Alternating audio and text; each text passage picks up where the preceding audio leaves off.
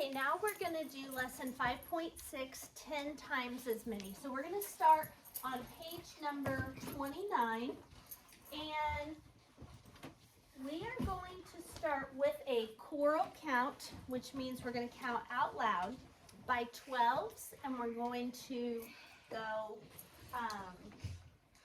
keep going till I say stop. You ready? So we're going to start with 12. What comes after 12? 24. Okay, 12 times 3 would be? 36. Okay, keep going. 48. Okay, 60. good. 72. Okay, 96. okay, 108. okay, 120. okay. 132. Oh, we're going to stop at 120. Okay, thank you. Okay, now we're going to count by 15s. And who wants to kind of lead us? All right, Ariana, I'm going to have you lead us. And so these are the numbers you're going to count, and you're going to stop right there. Okay? All right, so now we're counting by 15s. You ready? Yep. Okay, Ariana. 15. Everybody, 2. 30. 30. 45. 45. 60. 60. 90. No, there's something before 75. 75. 90. Okay. 105. Okay. 120. Okay. 135. Okay. 150. All right, good. Okay. Let's say those together real quick. 15, 30, 45, 60, 75, 90, 105, 120, 135, 150. Okay, now the last one is we're going to count by 24. So there's not a multiplication row, but watch this. 24 times 1 is 24. What's 24 times 2? 48. 24 times 3. So it's gonna help us by skipping one of the 12s because 24 is 12 double. Okay. So 24, 48, 72, 96, 120, 144, 168, and then 192, and then let's see. Hang on, 192 plus 24. I gotta solve this one real quick. 192 plus 24 is 216. And then the last one is 240. 240. Okay. All right. So what I want you guys to, we're going to look at how many numbers we wrote down. Did you get all these written down? Okay. So how many numbers did we write? Count with me.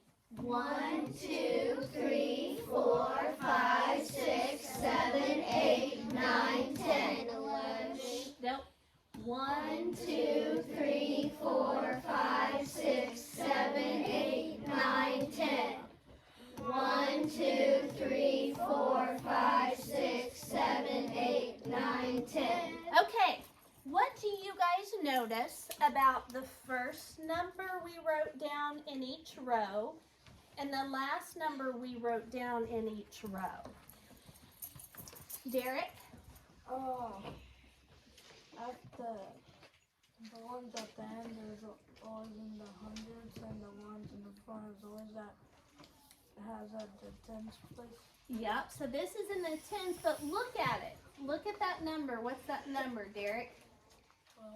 And what's this number? 102. 120. What's the only difference between that number and that number? It has a 0 at the end. It has a 0 at the end, right? What about this? 15 and 150. What's the only difference? 0. 0 at the end. What about 24 and 240? Add a 0.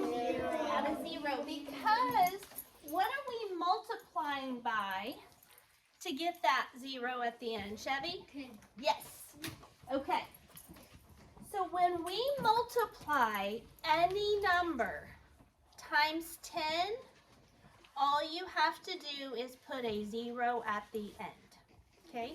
1 0. If we're dividing by 10, what would you do then, do you think? Take away a 0. Okay. Keep that in your mind for this next part. Okay. 10 times as many. Here's a diagram that represents two quantities, A and B. What are some possible values of A and B? Well, first let's see how many groups of A it takes to make B. Count with me. 1, 2, 3, 4, 5, 6, 7, 8, 9, 10. Okay, so if in the A box, what if I put a 2? What would be equal?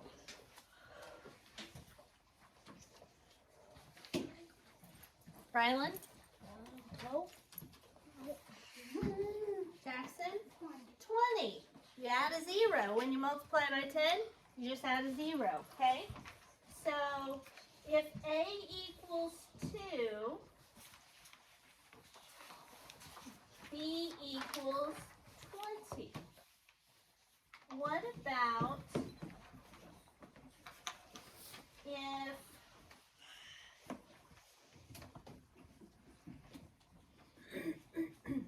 what if A were, say, 13? If A equals 13, what would be equal? Emily? 130. 130. Okay? Make sense? When you multiply times 10, which is what you would do, if you've got 13 in each of these boxes, and there's 10 boxes, you're multiplying 13 by 10. And so you're just adding a 0. Okay? All right.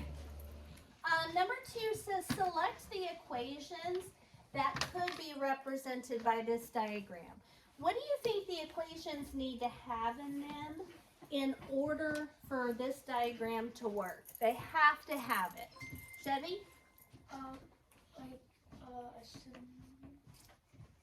I'm just looking for a number. See? 10. 10. They have to have a 10 in it. Okay? So if the equation doesn't have a 10, then it's not going to match this diagram because how many boxes do we have in that diagram? 10. Okay? So, would A work? Yes. Does it have a 10 in it? Yes. Is it true that 15 times 10 is 150? Yes. So A would work. Would B work? No. How come? Corbin? Because it's at 100. It's a 100, not a 10, right? Okay, good. Would C work? Yes. Does it have a 10 in it? Yes. Does it make sense that 30 divided by 3 equals 10? Yes. Absolutely. Would D work? No. How come? Allie? Because it doesn't have a 10 in it. Would E work? Jada, would E work? Yes. Because what's it have in it? A 10 in it. Yep, it has a 10 in it, so E would work. Okay. Would F work? Yes. Caitlin? Yes. How come? Because it has a 10. Because it has a 10 in it. Raylan, sit up, please. Okay. All right. Number 3 says equations that can't be represented by the diagram, B and D, right? What could you explain why the diagram does not represent these equations? So it doesn't, for B won't work because B has a 100 instead of a 10.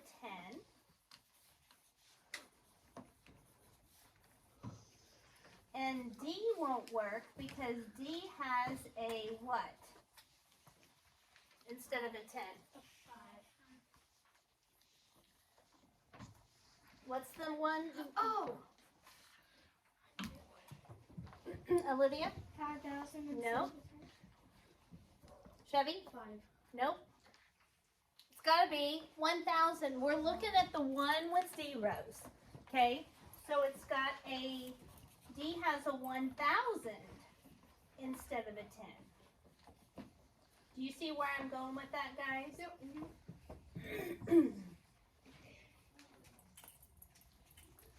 Do you remember when we were doing fractions? When I said, if you do it to the bottom, Do it to the top. if you do it to the top. Do it to the bottom. Okay, when we're talking about equations, if you do it to the right, Do it to the left. If you do it to the left, Do it to the right. okay, so keep that in your mind. It's kind of like with the problem in the decimal. Adding the zeros, you gotta do it all the way down, yep. How could you change the equations so the diagram could represent them? So if we look at B, here's what we have. We have 16 times 100 equals 1,600. How could we fix that so it would fit? Olivia, Take away a 0. where? On what number? 100. And? And on 1,600. Yes, perfect. So we have to take away a 0 on the left side of the equal sign and the right side of the equal sign. Does that make sense? Because if we just take away this 0, then it's not true anymore because 16 times 10 is 160. So we have to do it on both sides. So, how would you change the equations? B would be 16 times 10 equals 160. And D would be, so on D we had 5,000 divided by 5 equals 1,000. Is that what it says? Yeah. Okay. So what are we going to do to that one, Caitlin? Take away 2 zeros on the 5,000 and the 1,000. Exactly right. We're going to take away 2 zeros there and 2 zeros there. And now we have 50 divided by 5 is 10. 50 divided by 5 equals 10. Does that make sense? Okay. And we're going to skip over C because we did these together. Now we got to fill in the table. I think you guys are going to like this part. Okay. So, if we look, we've got an A and a B. And B has 1, 2, 3, 4, 5, 6, 7, 8, 9, 10. So if A is 14, what would B be? Jackson? 140. Okay. I'm going to pull sticks.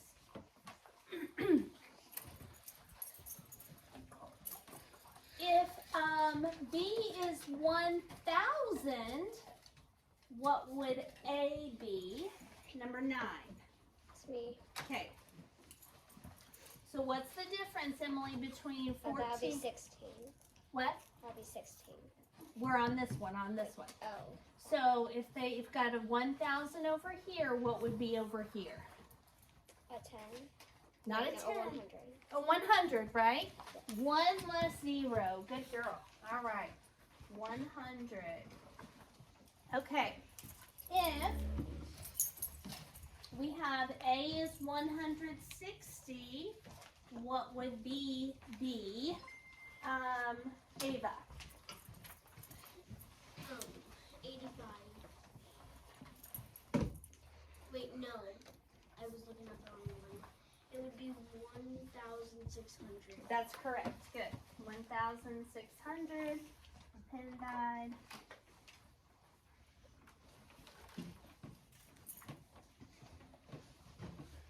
Okay. If B is 850, what would A be? Number 6.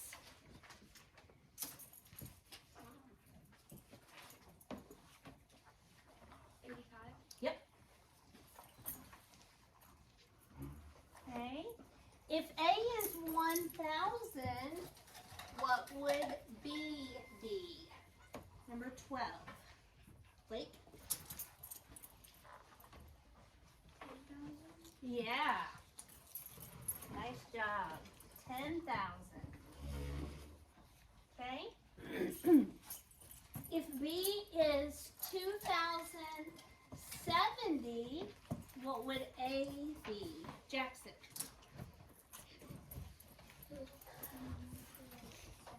207. Nice job. And one more. If B is 3,900, what would A be? Number 15. Nice job, Corbin. All right. Good work. So now, it says select some of the values from your table to explain or show how you found the value of B when A is known. So when A is known,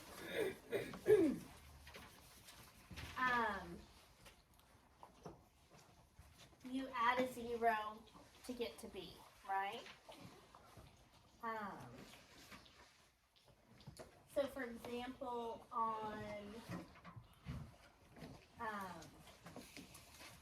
if we have 390 times 10 gives us 3,900.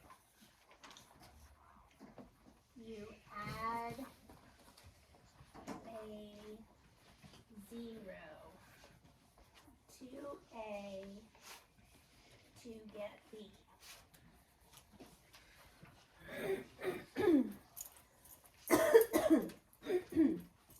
All right, and then the last one.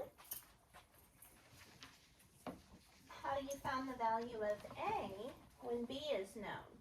So for like when we knew that 2,070 was the answer to B, we knew that A would be 207 because you take off a 0. You take off a 0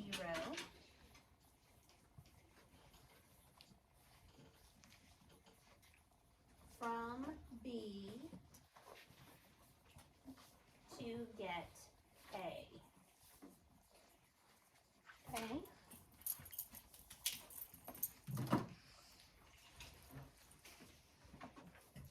And